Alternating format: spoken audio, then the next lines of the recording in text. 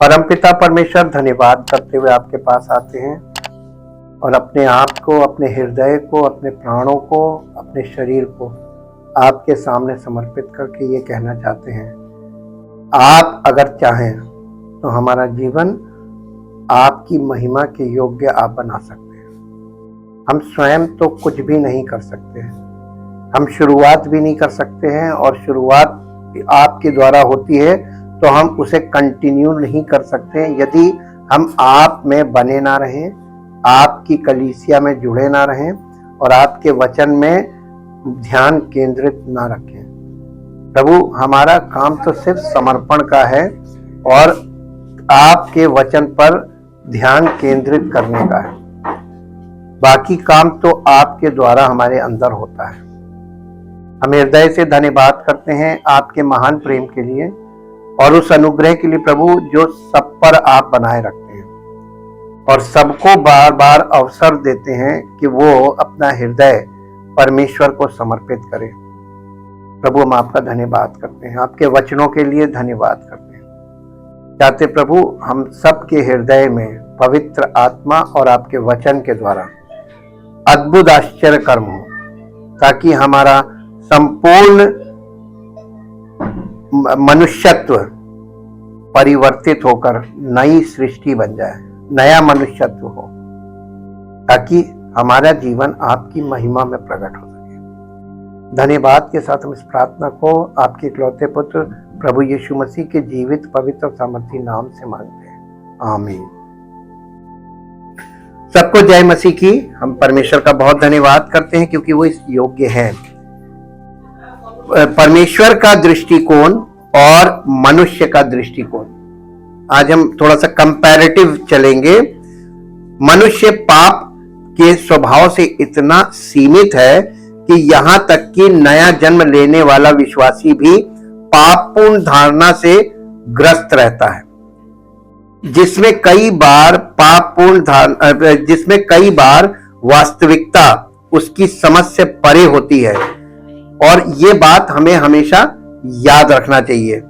ये मेरे साथ एक पद पढ़िए जो आपको मिलेगा, यशायाह नबी की पुस्तक, उसका 55 अध्याय और उसका 8 और 9 पद। यशायाह नबी की पुस्तक 55 अध्याय 8 और 9 पद। क्योंकि यहोवा कहता है मेरे विचार और तुम्हारे विचार एक समान नहीं है, और ना तुम्हारी गति और मेरी गति एक सी है, क्योंकि मेरी और तुम्हारी गति में और मेरे और तुम्हारे सोच विचारों में आकाश और पृथ्वी का अंतर है। ये कौन दो लोग हैं जिनके सोच विचार में आसमान और जमीन का अंतर है? ये दो लोग कौन है? एक तरफ परमेश्वर अकेला है और एक तरफ सारी इंसानियत है, समस्त मनुष्य। तो अब आप यहां से देखिए परमेश्वर के वचन के द्वारा पवित्र आत्मा हमको क्या दिखा रहा है, क्या बता रहा है। हम क्यों नहीं परमेश्वर के नजरिए से आज देख पा रहे हैं। हमने इस सीरीज को देखने पर ही, यानी हमारा जो बेसिक पॉइंट है वो है परमेश्वर का वचन के अनुसार देखना, परमेश्वर के वचन के अनुसार देखकर और उसको उसी तरीके से समझना जैसा परमेश्वर दिखा रहा है। कौन ऐसा मनुष्य है जो वचन को ना सुन रहा हो और सुनकर परमेश्वर के नजरिए से देखने लगा हो? सुन तो सब रहे, देख कोई नहीं रहा। क्यों नहीं देख पा रहे? इसमें तो कोई कठिन बात है ही नहीं। वचन में लिखा हुआ है कि परमेश्वर का विचार और मनुष्य के विचारों में आसमान जमीन का अंतर है। यानी आप परमेश्वर के नजरिए से देखिए तो इस पृथ्वी पर मनुष्य की क्या दशा है?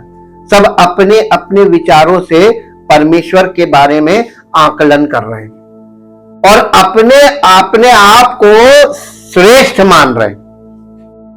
ये कौन सी धार्मिकता है? ये परमेश्वर की धार्मिकता तो है नहीं। सब अपने आप को, समस्त मानव जाति कंपटीशन में लगी है कि हमसे बड़ा धर्मी कोई है ही नहीं, हमसे बड़ा भक्त कोई है ही नहीं। इस बात को परमेश्वर का वचन काउंटर कर रहा है कि नहीं, तुम जो अपने आप को सोच रहे हो तुम वो हो नहीं, और जो तुम हो तुम उसको परमेश्वर के नजरिए से देखोगे तब तुम्हें पता चलेगा तुम क्या हो और तुम कहां खड़े हो। परमेश्वर का वचन हमारे हृदय को काउंटर करता है, हमारी विचारों को, हमारे दृष्टिकोण को काउंटर करता है। हमारी धारणा और ईश्वर की धारणा के बीच अंतर के कुछ उदाहरण हम लोग देखेंगे। यीशु मसीह के प्रकाशन में 7 कलीसिया, यीशु मसीह के प्रकाशन के अनुसार यानी प्रकाशित वाक्य में जो 7 कलीसियाएं हैं, वहां से हम देखेंगे जब कोई प्रकाशित वाक्य की पुस्तक के पहले 3 अध्याय पढ़ता है, जो यीशु मसीह का प्रकाशन है, जो प्रभु ने उसे दिया था, यीशु ने अपने सेवकों को दिखाने के लिए कि यीशु मसीह का प्रकाशन जो परमेश्वर ने उसे इसलिए दिया था कि वो अपने दासों को वो बातें दिखाए जिनका शीघ्र होना अवश्य है। प्रभु यानी प्रकाशित वाक्य भी दर्शन की पुस्तक है, वहां पर भी अंत के दिनों में क्या होने वाला है उसे दिखाया गया है। आज लोग पढ़ रहे हैं, इसका मतलब आज तक किसी के जीवन में वो ट्रांसफॉर्मेशन नहीं हुआ जिसके द्वारा देखा जा सके। मैंने आपको बताया बाइबल जो है ये दर्शन की पुस्तक है, ये थ्योरी की पुस्तक नहीं है, और लोग आज तक इसको थ्योरी में कन्वर्ट करे बैठे हुए। ये है मनुष्य का दृष्टिकोण। मनुष्य ने इसको थ्योरी बना दिया और रट रहे, दूसरों को सिखाते जा, यानी शब्द पे शब्द दिए जा रहे हैं। वो अपने दासों को दिखाए कि जिनका शीघ्र पूरा होना अवश्य है, और उसने अपने दूत को भेजकर अपने सेवक यूहन्ना को इसका संकेत दिया। प्रकाशित वाक्य उसका पहला अध्याय और उसका पहला पद पढ़िए। यीशु मसीह का प्रकाशन, यीशु मसीह का प्रकाशन। प्रकाशन का मतलब कितने लोग समझते हैं? रेवलेशन। परमेश्वर का ये पूरी पुस्तक जो है ये है प्रोग्रेसिव रेवलेशन।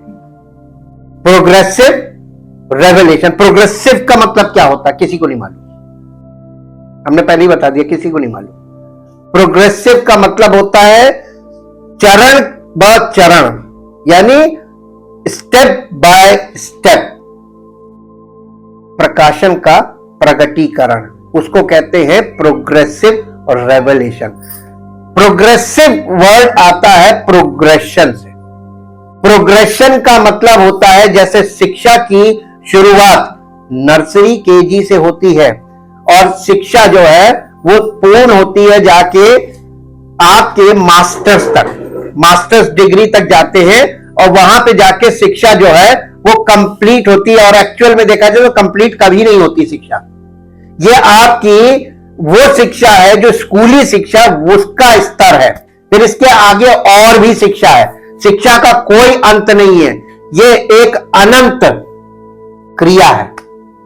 आप किताबी ज्ञान कितना भी कर लो, और अगर आप व्यवहारिक नहीं है, जितना ज्ञान आपने किताब से प्राप्त किया वो आपके व्यवहार में नहीं है, तो आप ये बताइए उस ज्ञान से आपको क्या लाभ? रटी रटाई भक्ति से आपको क्या लाभ? अब बताइए। जब तक आपकी भक्ति वास्तविकता में, आपको भक्ति की वास्तविकता मालूम ही नहीं, एक धुन एक दूसरे को देखकर कॉपी करना, उसको कहते हैं लोग धार्मिकता।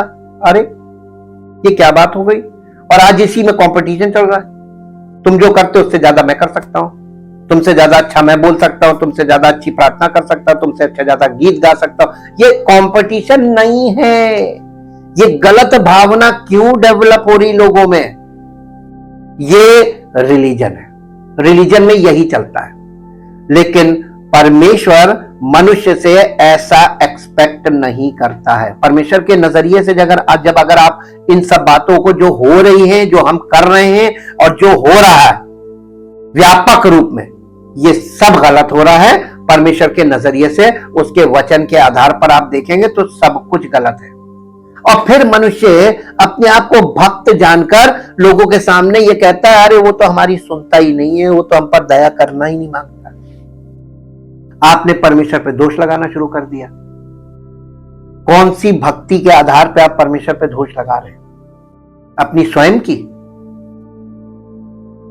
इंसान को यही अगर चेत जाए, यही तो बॉर्न अगेन ना होने का नतीजा है कि वो अपने विचारों में और अपनी भावनाओं में खोया रहता है और जरा भी देर नहीं लगाता है परमेश्वर पे दोष लगाने में। इसकी शुरुआत कहां से हुई थी? जैसे ही आदम और हवा उन्होंने परमेश्वर की आज्ञा का उल्लंघन किया था, तुरंत परमेश्वर पे दोष लगाया था, ये पत्नी जो तूने दी इसी ने फल खिलाया। आदम तो सबसे छोटा बच्चा बन गया था, अपने से बड़ा पत्नी को बना दिया और पत्नी ने अपने से बड़ा शैतान को बना दिया। उसने मुझे बहका दिया तो मैंने खा लिया। ये कोई बात होती है? और इमीडिएट प्रेजेंस परमेश्वर की उपस्थिति में तब ये हालत थी। आज जब परमेश्वर की को कोई जानता नहीं, आज सोचिए कि उस जमाने को सोचिए, उनको सोचिए और अपने आप को देखिए। आप कितना परमेश्वर के नजदीक रहते हैं, कितनी देर तक रहते हैं और आपके विचार कितने शुद्ध हैं और आप कितनी उसकी आज्ञा मान सकते हैं। आप कहेंगे वो तो फिर भी हमसे बेटर थे, हम तो बिल्कुल बिल्कुल बेकार। और ये इंसान आज भी पलटकर हर बात में उस पर दोष लगाता है। किस नजरिए से दोष लगा रहे लोग? क्योंकि उनके पास परमेश्वर का वचन है नहीं। अगर है भी, रिटन वर्ड है भी, तो उसको पढ़ने की फुर्सत नहीं है। अगर पढ़ते भी हैं तो उसकी समझ नहीं है। जब तक गुरु के बिना आप उसको नहीं समझ पाएंगे। ये पुस्तक स्वयं पढ़ने के लिए नहीं दी गई। अगर बाइबल से सब कुछ हो सकता तो परमेश्वर ने कलीसिया की स्थापना का योजना क्यों रखी? Why Jesus said, I will build my church? क्यों कहा यीशु मसीह ने कि मैं अपनी कलीसिया बनाऊंगा? अगर बाइबल पढ़ने से सबको, क्योंकि परमेश्वर को तो मालूम था कि आने वाले समय में ज्ञान का युग होगा और सब पढ़े लिखे लोग होंगे, पढ़ लेंगे सब, तो परमेश्वर को ये चीज मालूम थी पहले से। तो परमेश्वर ने कलीसिया का कॉन्सेप्ट क्यों रखा? क्यों यीशु मसीह ने कहा कि मैं अपनी कलीसिया बनाऊंगा? क्यों यीशु मसीह ने कहा कि मैं अपने सेवकों को नियुक्त करता हूं ताकि उनके द्वारा मैं अपनी कलीसिया बनाऊं? क्यों? क्योंकि बाइबल को सील बुक है जी। परमेश्वर को यह मालूम है कि सब इसको अपने अपने नजरिए से पढ़कर अपनी अपनी धारणाएं बनाएंगे और वो आपके सामने स्पष्ट है। आज वर्ल्ड व्यू देख लीजिए, कलीसियाएं क्या कर रही हैं और कलीसिया के लोग क्या कर रहे हैं, सेवक क्या कर रहे हैं। या फिर से पढ़िए प्रकाशित वाक्य, उसका पहला अध्याय, उसका पहला पद। यीशु मसीह का प्रकाशन जो उसे परमेश्वर ने इसलिए दिया, जो उसे किसे? यूहन्ना को परमेश्वर ने इसलिए दिया कि अपने दासों को वे बातें जिनका शीघ्र होना आवश्य है दिखाए। और उसने किसने? परमेश्वर ने अपने स्वर्गदूत को भेजकर उसके द्वारा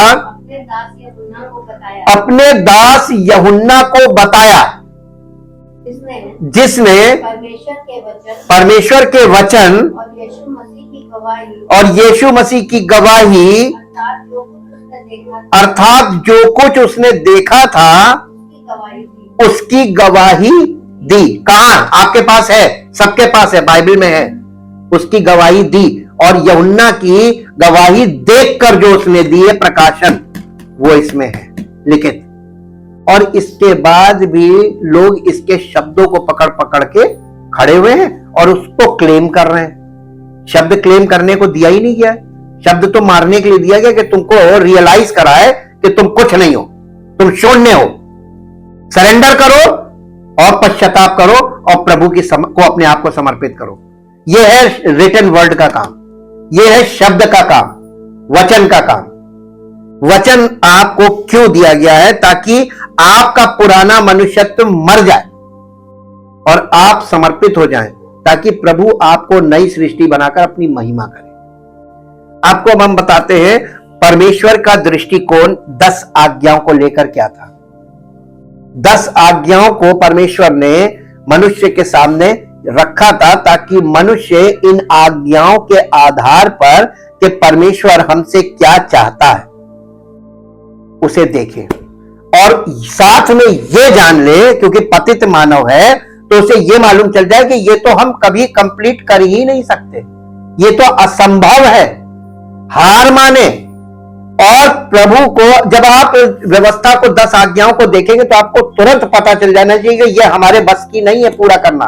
हम किसी कीमत पे इसको ना तो पूरा समझ सकते हैं, ना इसको कभी पूरा कर सकते हैं। तो आपको एक विकल्प चाहिए होगा।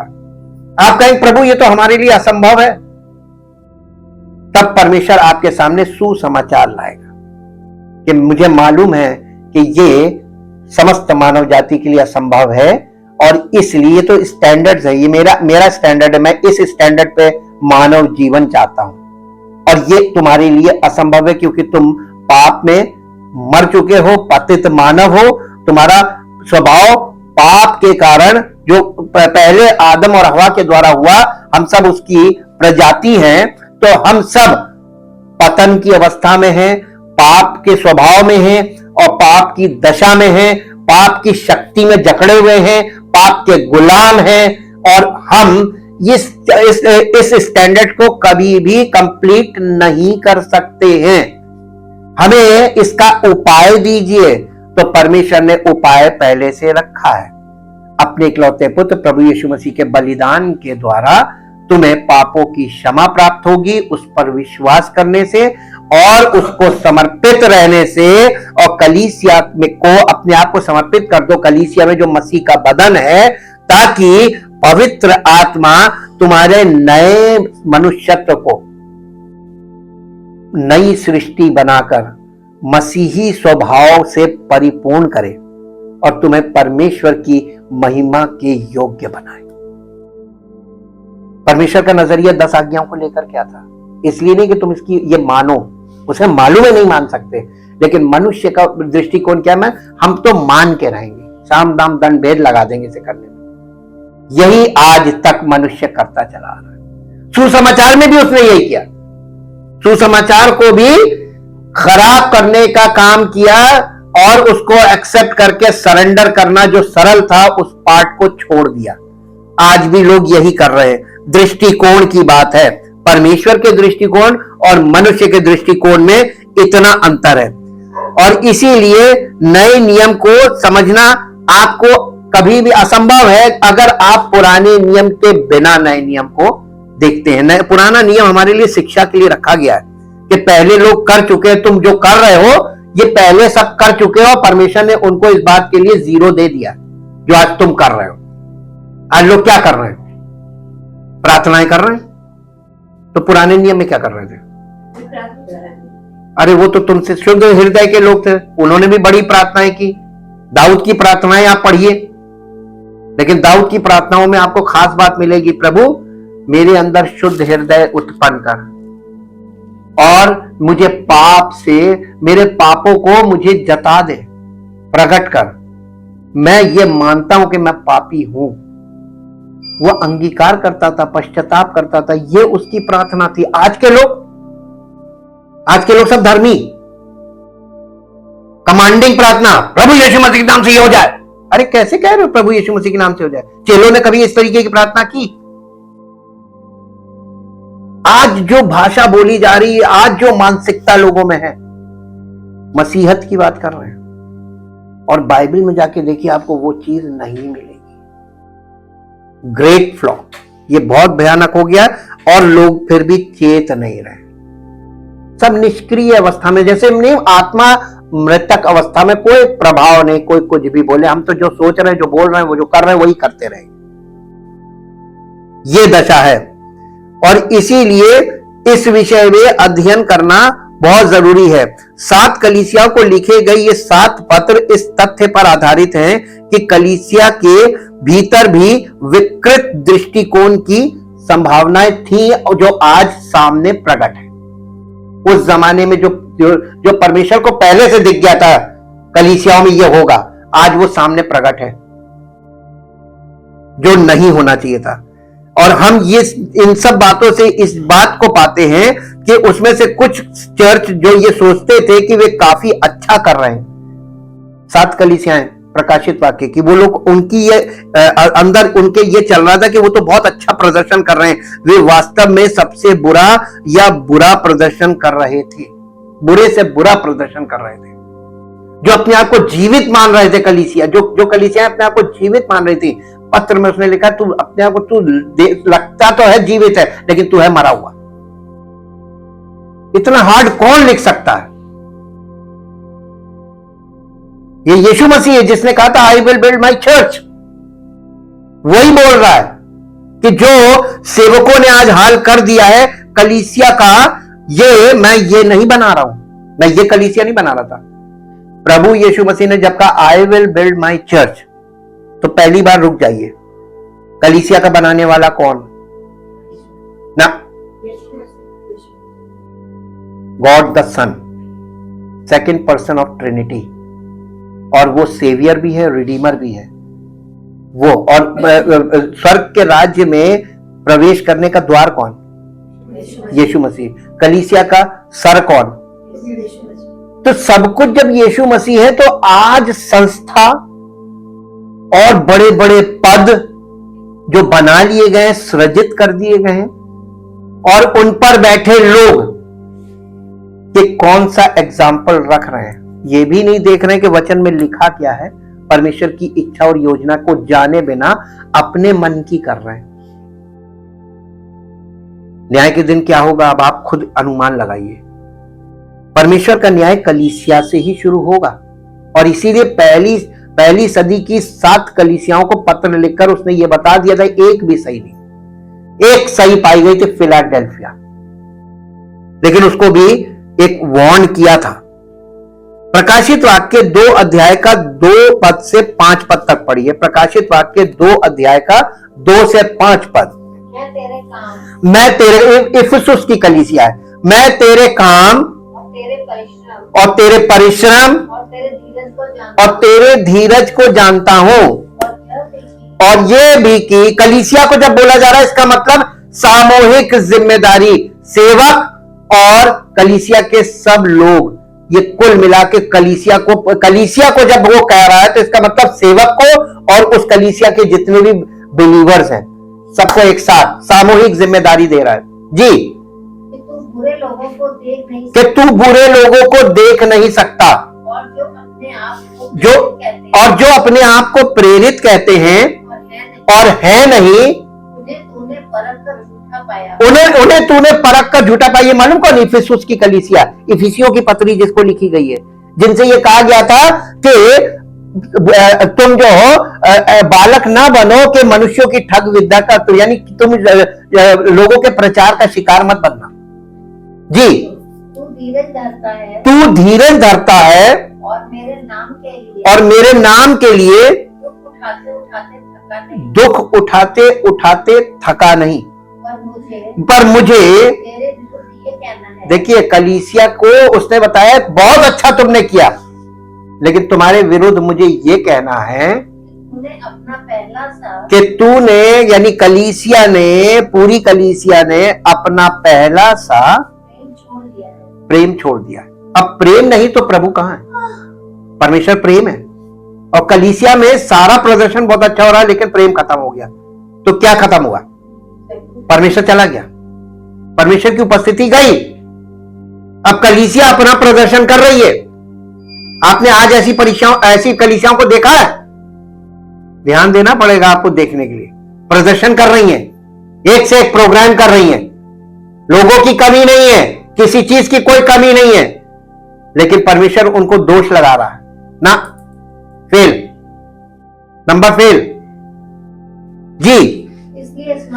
इसलिए स्मरण कर कहां से गिरा है? ओ, पतन फिर हो गया, कलीसिया का पतन हो गया, प्रेम के खातिर पतन हो गया। यानी कलीसिया में प्रेम नहीं रह गया। बाकी लोगों की कमी नहीं, पैसों की कमी नहीं, संसाधन की कमी नहीं, कोई कमी नहीं, बिल्डिंगें खड़ी हो गई, सारी चीजें भरपूरी से हैं, लेकिन एक मुख्य चीज थी, आत्मिक पार्ट माइनस हो गया। प्रेम आत्मिक पार्ट है, ये अगापे लव है, ये जो आपस में प्रेम, मसीही प्रेम। और पहली ही कलीसिया को जब पत्री लिखी गई इफिसियों की, वहां पे प्रेम नहीं है जी। और मन फिरा और मन फिरा और पहले के समान काम कर। शुरुआत फिर से शुरू करो। पहले के समान का मतलब स्टार्ट फ्रॉम बिगिनिंग। अब तुम्हारी शुरुआत फिर से, जो अब तक तुमने किया सब फेल।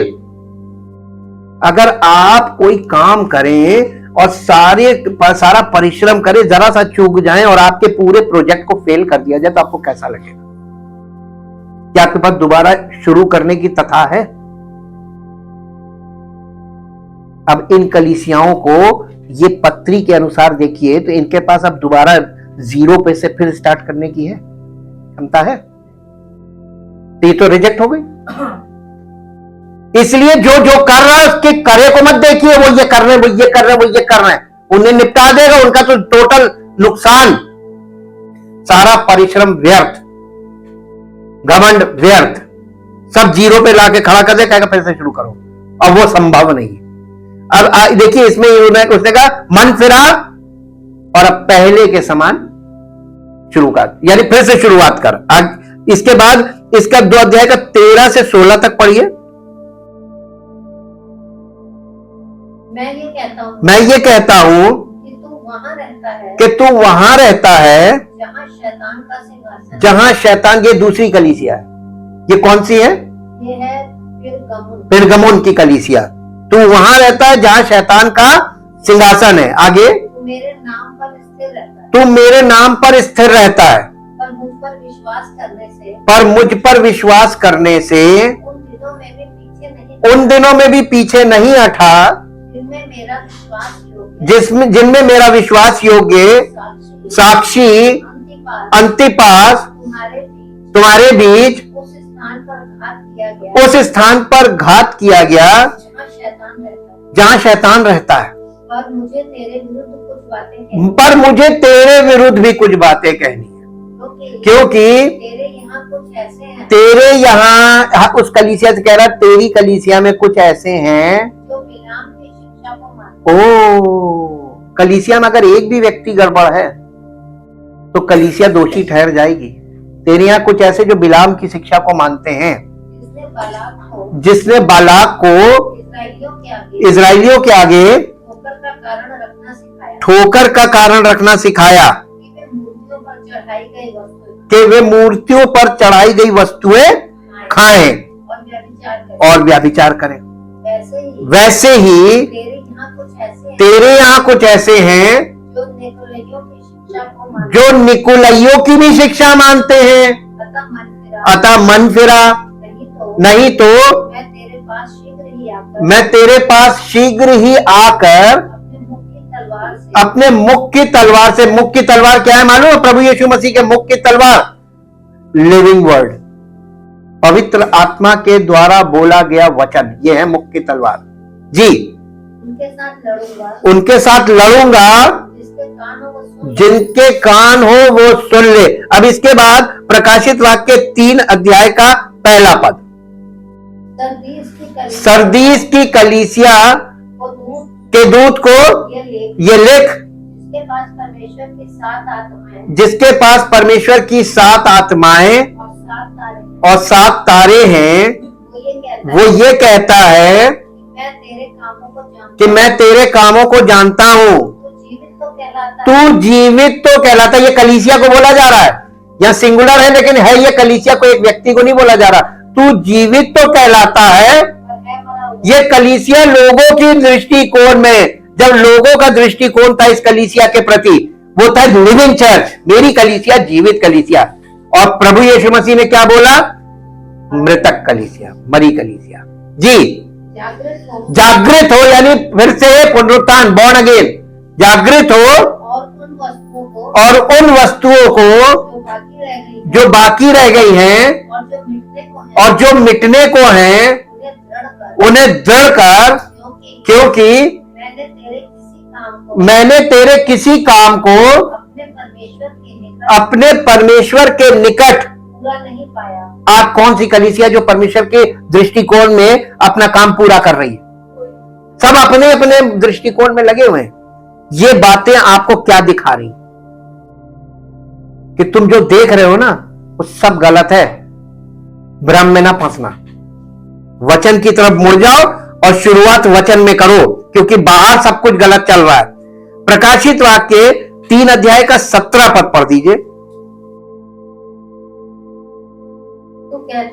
तू कहता है कि मैं धनी हूँ कि मैं धनी हूं और धनवान हो गया। ये दूसरी कलीसिया है, लौदीकिया जी। और मुझे किसी वस्तु, आज बहुत सी कलीसियां इस लेवल पे हैं, इन्हें कोई कमी नहीं है और ये नहीं जानता। देखिए, आप परमेश्वर के दृष्टिकोण से परमेश्वर क्या देख रहा है? अमीर अमीर चर्चेस को, अरे तू अभागा, दुष्ट, अभागा, तुच्छ और कंगाल और अंधा और नंगा है। ये आत्मिक दशा दिखा रहा है। आप लोगों को परमेश्वर का नजरिया शुरू से मालूम है कि परमेश्वर हमेशा आत्मिक नजरिए से देखता है, स्पिरिचुअल पॉइंट ऑफ व्यू से, वो फिजिकल पॉइंट ऑफ व्यू से नहीं। और आप कैसे देखते हैं? इसलिए आप सच्ची प्रभु की सच्ची सेवा को मिस कर देते हैं। आपका जो आकलन है वो गड़बड़ हो जाता है, सांसारिक दृष्टिकोण काम करने लगता है। और वे कलीसिया जो खुद को इतना नकारात्मक मानते थे, मसीह की प्रशंसा करते हैं कि उन्होंने उनकी अपेक्षा से बेहतर काम किया है। प्रकाशित वाक्य 2 अध्याय उसका 9 पद पढ़िए। प्रकाशित वाक्य 2 अध्याय 9 पद। मैं तेरे क्लेश और दरिद्रता को जानता। ये बहुत गरीब कलीसिया थी। मैं तेरे क्लेश, इस कलीसिया में क्लेश बहुत थे। मालूम, जहां कमी होती है, आर्थिक रूप से बहुत कमी होती है और फिजिकली सब चीजों की कमी होती है, तो वो एक तरीके का क्लेश ही है ना। गरीब घरों में क्या होता है? क्लेश ही तो होता है, क्योंकि हर चीज के लिए रोना, गिड़गिड़ाना, छीनना, झपटना ये लगा रहता। मैं तेरे क्लेश और दरिद्रता को जानता हूं, परंतु तू धनी है। परमेश्वर उन कलीसियाओं को जो बहुत निर्बल है, आर्थिक रूप से कुछ नहीं, किसी पर कोई फंड नहीं, जो थोड़ा बहुत है वैसे ही थोड़े बहुत में चल रहा है, ये मालूम है ये किस बात में धनी है? आत्मिक तौर पर यही तो धनी है। आप कौन सी कलीसिया में जाना पसंद करेंगे? जो शारीरिक तौर पर धनी है या जो आत्मिक तौर पर धनी है? सच बोलिएगा, क्योंकि आकर्षण तो शारीरिक वाला करता है, खटाक से खींच लेगा आपको। ये इस तथ्य को प्रदर्शित करता है कि हम मनुष्य भले ही पवित्र आत्मा से भरे हुए हों और ईश्वर के नेतृत्व के प्रति समर्पित हों, फिर भी हमारे शरीर में पाप से इतने दागदार हैं हम कि हम हमेशा वास्तविकता को समझने के लिए पर्याप्त स्पष्ट नहीं देख पाते हैं। कई बार ईश्वर की वास्तविकता को भी हम नहीं देख पाते हैं। ठीक है, अब एक और एग्जाम्पल में चलेंगे। विकृत दृष्टिकोण का एक और उदाहरण इजरायलियों के लिए ईश्वर के प्रावधान के आशीर्वाद में देखा जा सकता है। जब वे रेगिस्तान को पार करके वादा किए गए देश में पहुंचे थे, जब भी प्रभु उस रोटी जैसी सामग्री का उल्लेख करते हैं जो वो उनके लिए दिन ब दिन छोड़ता है, तो प्रभु पहले इसे स्वर्ग से रोटी कहते हैं। निर्गमन 16 अध्याय 4 पद। निर्गमन 16 अध्याय का 4 पद पढ़िए। तब यहोवा ने मूसा से कहा, देखो मैं तुम लोगों के लिए आकाश से भोजन वस्तु बरसाऊंगा और ये लोग कब? इसका मतलब प्रतिदिन बरसेगा, आकाश से भोजन गिरेगा प्रतिदिन। और लोग जो है उनको कह दो कि प्रतिदिन तुमको बाहर, घर के बाहर जाना पड़ेगा। आपको घर बैठे रोटी प्रभु नहीं देता। क्यों नहीं देता? ये उसका सिस्टम नहीं है। आप अगर घर बैठे कहते रहेंगे प्रभु हमें कुछ कर दे, कुछ कर दे, कुछ दे दे, कभी नहीं देगा, बल्कि भूखे मर जाओगे। इसीलिए नए नियम लिखा है, जो कमाई ना करने पाए, कमाए ना, वो खाने भी ना पाए। तुम्हें खाने का अधिकार है ही नहीं, क्योंकि तुम्हें कमाने का नहीं इच्छा है, तो खाने का अधिकार नहीं। खाने का अधिकार किसको है? तो ये एक अच्छी जिम्मेदारी है कि आपका परिवार है, तो परिवार की जिम्मेदारी परिवार के मुखिया पर होती है। तो उसको सवेरे क्या करना चाहिए? घर से बाहर जाना चाहिए ना, काहे के लिए? शारीरिक भोजन के लिए जैसे तुम रोज निकलते हो रोजगार के लिए, आत्मिक भोजन के लिए भी निकला करो। अब देखिए यहां पर क्या है, परमेश्वर ने ये जो दृष्टिकोण रखा था, स्वर्ग से उनको रोटी दी थी, लेकिन वो रोटी पकी पकाई नहीं थी कि बस यूं बुलो और खा लो। हाँ, उसको लाकर उसको करना पड़ता था, उसको उबालना पड़ता था, यानी पकाना पड़ता था। उसे बटोर के लाओ और उसको पकाओ। और अगर आपने उसमें से कुछ बचा के रख लिया कि कल सवेरे मेरा मन नहीं है, पता नहीं सवेरे कल संडे है, मेरा मन नहीं करेगा, छुट्टी का दिन है, तो डबल ले लें, तो वो हम जो है उसको बचा लेंगे, तो सवेरे हम खा लेंगे, कल नहीं जाएंगे। तुम रख के देख लो, सड़ जाएगा। आत्मिक भोजन कभी कलेक्ट नहीं किया जा सकता। वो जो उसने परमेश्वर ने नियम बनाए हैं ना, उन नियमों को सीखिए। आत्मिक जीवन के नियम, आत्मिक जीवन के नियम और शारीरिक जीवन के नियम एकदम इक्वल हैं। परमेश्वर ने 6 दिन काम करने के लिए बनाए, Monday Tuesday Wednesday Thursday Friday, और छठा दिन जो है Sunday Monday Tuesday Wednesday Thursday Friday, 6 दिन हुए। संडे से शुरू कीजिए तो 6 दिन हुए, 7वां दिन विश्राम का था। ठीक, विश्राम दिवस में यानी 7वें दिन परमेश्वर ने कहा तुम कोई काम मत करना, और जब परमेश्वर ने कहा कि तुम छठे दिन डबल बटोर लेना, नहीं सड़ेगा, आज्ञा थी ना। और जब आपने आज्ञा का लोगों ने पालन किया तो नहीं सड़ा। तो परमेश्वर क्या सिखा रहा था कि परमेश्वर की आज्ञा मानोगे तो लाभ होगा और नहीं मानोगे तो नुकसान होगा। लाभ हानि सिखा रहा था। ठीक, दूसरी बात परमेश्वर की आज्ञा पे चलना सिखा रहा था। फिर नए नियम में जब आते हैं तो 7वां दिन विश्राम का था। यीशु मसीह ने उद्धार के काम को पूर्ण किया, पाप को और मृत्यु को हराकर जयवंत हुआ, और इस काम को पूरा करके, उद्धार के काम को पूरा करके ग्रेव में, क्योंकि फ्राइडे को यह हुआ और 7वां दिन विश्राम दिवस था, यीशु मसीह का प्राण निकला नहीं था। हम आपको पॉइंट पे ला रहे हैं, उसने प्राण त्यागा था। क्यों? पहली चीज तो उसका अपने प्राणों पर अधिकार था, वो त्यागेगा तभी निकलेगा, ऐसे निकलेगा नहीं, उसका प्राण निकल नहीं सकता था। उसके बाद उसने उस प्राण को त्यागा क्यों था? ऑन राइट टाइम, वो समय का पाबंद था, और उसको मालूम था कि सूर्यास्त हो रहा है और ये बॉडी को ग्रेव में जाना है आज ही, according to the plan of God. और उसने उसकी बॉडी को जब वो उसमें रखा गया तो उसने लिखा है, परमेश्वर का वचन कहता है कि उसने विश्राम किया। जो उद्धार का काम उसने किया, उस काम को पूरा करके उसने विश्राम किया। कहां? ग्रेव में। और उसमें उसका शरीर विश्राम कर रहा था और उसकी आत्मा अधोलोक में जाकर प्रचार कर रही थी, बाइबल बताती है। तो इसका मतलब वो शरीर, क्योंकि शरीर था ना व्यवस्था से बंधा हुआ, तो शरीर को उसने छोड़ दिया और उसकी आत्मा जाके काम कर रही थी। जो नूह के जमाने में जिन्होंने आज्ञा नहीं मानी थी, उनको जाके सुसमाचार सुना रहा था अधोलोक में। ये प्रभु ने, यानी आत्मा में विश्राम नहीं है। और इसीलिए नेक्स्ट डे क्या था? रविवार, हफ्ते का पहला दिन। और हफ्ते के पहले दिन यानी संडे के दिन प्रभु देह सहित पुनरुत्थान के साथ बाहर आया, और ये पहला दिन पुनरुत्थान दिवस हुआ। तो एक संडे से शुरुआत हुई उत्पत्ति में, और अगले संडे हो गया 8वां दिन। 8th number is the number of new beginning. तो ये हो गया पुनरुत्थान दिवस, और तब से लेके आज तक जितने संडे, ये सब पुनरुत्थान वाले हैं। एकदम आप देखेंगे तो एक्यूरेसी में काम हुआ। यहां पे वो सिखा रहा था। इसी के साथ साथ यूहन्ना रचित सुसमाचार, उसका 6 अध्याय, उसका 32 पद पढ़िए। 6 अध्याय 32 पद।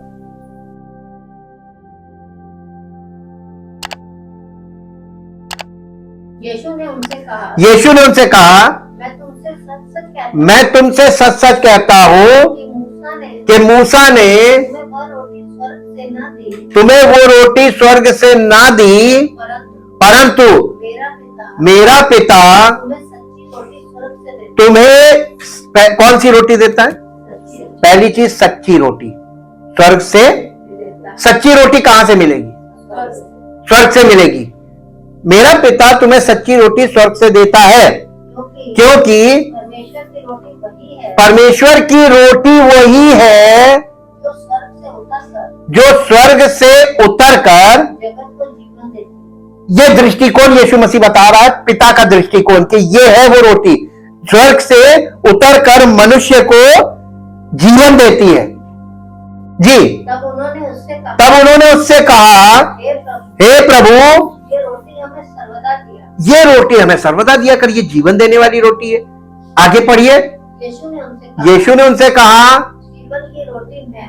इसका मतलब जैसे मन्ना तुम्हारे लिए गिराया जाता था, जाके बटोरते थे, अब तुम्हें बटोरने की जरूरत नहीं। अब वो स्वर्ग से जो जीवन देने वाली रोटी वो मैं हूं, जो मेरे पास आता है, जो मेरे पास आता है कभी भूखा ना हो। वो कभी आत्मिक तौर पर भूखा ना होगा, फिजिकली भी नहीं होगा।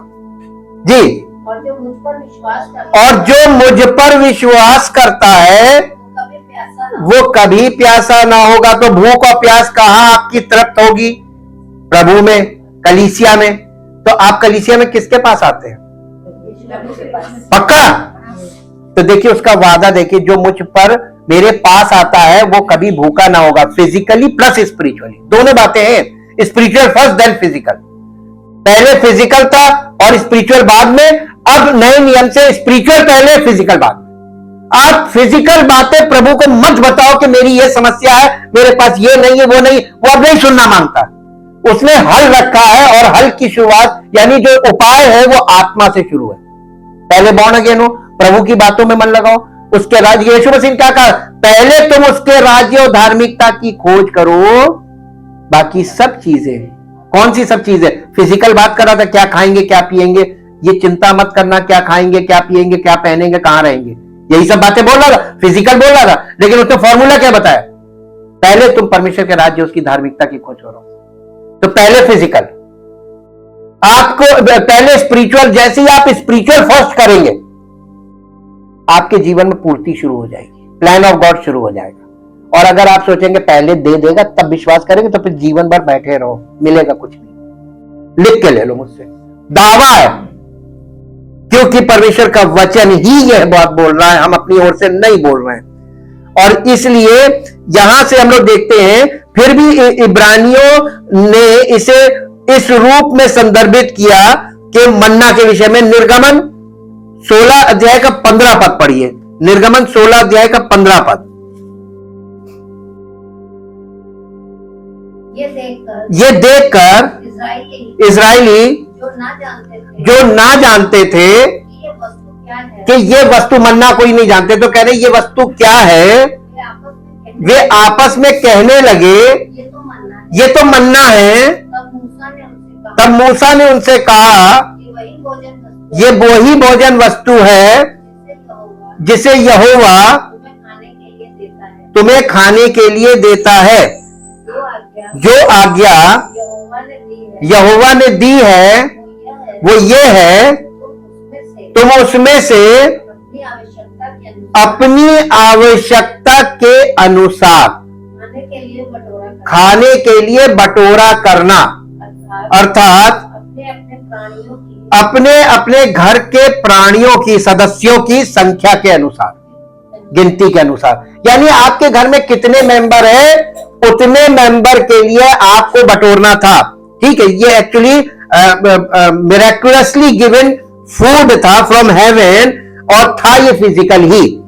लेकिन हम अपने अंग्रेजी अनुवादों में ये भूल जाते हैं कि मन्ना के लिए हिब्रू शब्द का वास्तव में हिब्रू में अर्थ है ये क्या है, व्हाट इज दिस।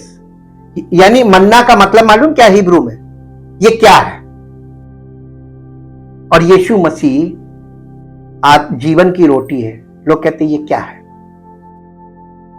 ना, मन्ना ही है ना, वो ये मन्ना ही है वो। और ये एक अपमानजनक शब्द है। ये क्या है? लोग यीशु मसीह को यही तो बोलते थे, ये कौन है, ये क्या है ना, अपमानजनक शब्द है। परमेश्वर के दृष्टिकोण से ये एक आशीर्वाद था जो वो प्रतिदिन उनके लिए प्रदान करता था। फिर भी अपने पापी दृष्टिकोण के अहंकार में उन्होंने इसे कुछ अपमानजनक के रूप में देखा। ये मनुष्य का दृष्टिकोण था, ये इजरायलियों का दृष्टिकोण था, ये क्या है। और परमेश्वर उसको आशीष बरसा रहा है भोजन के रूप में, और वो कहते थे ये क्या है। 15 पद में यही तो पढ़ा, वो कहते थे ये क्या है, उन्हें जानते ही नहीं थे। यीशु मसीह को कितने जान गए? आत्मिक तौर पर कोई नहीं जानता और पंगे ले रहे हैं सब। इसलिए प्रभु ने इसे केवल मन्ना के रूप में संदर्भित किया, क्योंकि यही एकमात्र शब्द था जिसका उन्होंने इसके लिए उपयोग किया था। और प्रभु ने इस शब्द का उपयोग इसलिए किया ताकि बाद की पीढ़ियां समझ सके कि वो किस बारे में बात कर रहे थे। यीशु ने इस विषय पर यहूदियों के रवैये को ठीक किया, जैसा कि यूहन्ना 6 अध्याय उसका 31 पद पढ़िए। 6 अध्याय के 31 पद में यीशु मसीह उनके नजरिए को सही कर रहा है, उनके परसेप्शन को सही कर रहा है, यानी पर्सपेक्टिव से परसेप्शन बनता है। जी 6:31 हमारे बाप दादों ने जंगल में मन्ना खाया। यीशु मसीह से कह रहे थे जैसा लिखा है उसने उन्हें खाने के लिए स्वर्ग से रोटी दी। यीशु ने उनसे कहा मैं तुमसे सच सच कहता हूं कि मूसा ने तुम्हें वो रोटी स्वर्ग से ना दी, परंतु मेरे पिता ने तुम्हें सच्ची रोटी स्वर्ग से दी है, वही देता है। अब देखिए यहां पर यीशु ने इसे उनके शब्द मन्ना से संदर्भित किया है। फिर इसके नाम को यानी उसने उनको उद्धृत किया करके उन्हें सही किया, यानी उसको करेक्शन किया, क्योंकि प्रभु ने धर्म ग्रंथ में राज्यों को स्वर्ग से रोटी कहा है। यानी इसमें स्वर्ग से रोटी राज्य को कहा गया है। हाँ? जब उसने कहा हमारे बाप दादों ने जंगल में मन्ना खाया था, जैसा लिखा है कि उसने उन्हें खाने के लिए स्वर्ग से रोटी दी। स्वर्ग से रोटी एक वर्णन है जिसमें प्रभु पदार्थ को स्वयं यानी प्रभु से पोषण के रूप में परिभाषित करते हैं, एक आशीर्वाद जो हिब्रू व्याकरण में अधिक स्पष्ट है। ये हिब्रू में ज्यादा स्पष्ट होगा, हिंदी में नहीं कर पाएंगे। हालांकि इब्रानियों ने इसे कुछ अज्ञात बताया और हिब्रू व्याकरण में ये अधिक स्पष्ट है कि ये शब्द अपमानजनक है, जिसे अंग्रेजी में प्रदर्शित नहीं, अंग्रेजी इंग्लिश भाषा इसको प्रदर्शित नहीं कर सकती। ये कितना अच्छा उदाहरण है कि कैसे हम इंसान, यहां तक कि विश्वासी भी किसी चीज को देख सकते हैं जिसमें हमारा दृष्टिकोण पूरी तरह से उस चीज की गलत व्याख्या कर सकता है जिसे प्रभु ने आशीर्वाद के रूप में दिया था। फिर भी उन्होंने जो देखा वो कुछ घृणित, संदिग्ध और नकारात्मक था। ये ईश्वर का कितना बड़ा अपमान है कि आज भी लोग, यहां तक कि विश्वासी भी, ईश्वर की स्वर्ग की रोटी को उसी अपमानजनक नाम से बुलाते हैं जो कृतज्ञ इब्रानियों ने उसे दिया था। ये क्या चीज है, छी, ये क्या चीज है, छी। और इसीलिए वो खाना नहीं पसंद करते थे और परमेश्वर उनसे बहुत नाराज हो गया था।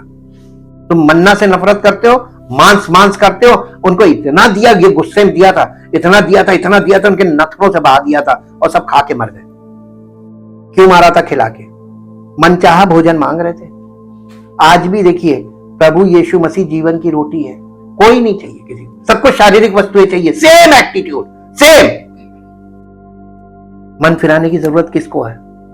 अरे सारी कलीसियाओं को भी मन फिराने की जरूरत है, सारे सेवकों को भी मन फिराने की जरूरत है, क्योंकि कोई भी व्यक्ति परमेश्वर के दृष्टिकोण से कभी नहीं ना देख रहा है, ना समझ रहा है, ना उसको परमेश्वर के दृष्टिकोण से किसी से शेयर कर रहा है, ना वो परमेश्वर का दृष्टिकोण प्राप्त कर पा रहे हैं।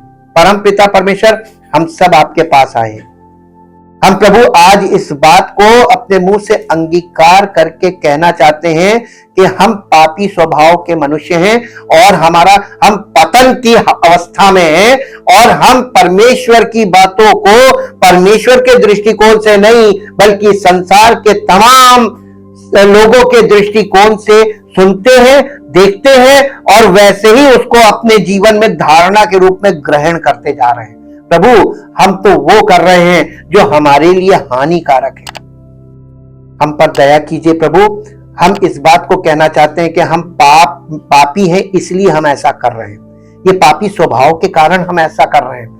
प्रभु हमें ऐसा मन दीजिए, बुद्धि से भरा मन दीजिए। हमारे हृदय को जब हम पश्चाताप कर रहे हैं प्रभु, और अपने आप को पापी मान के अंगीकार कर रहे हैं और आपसे कहना चाहते हैं प्रभु हम पर दया कीजिए, क्योंकि आपकी दया के बिना हमारे जीवन में वो शुरुआत नहीं हो सकती है जिसके द्वारा हम आपके दृष्टिकोण को समझें, आपकी बातों को आपके दृष्टिकोण से देखना शुरू करें, ताकि हमारे नए जीवन की शुरुआत हो।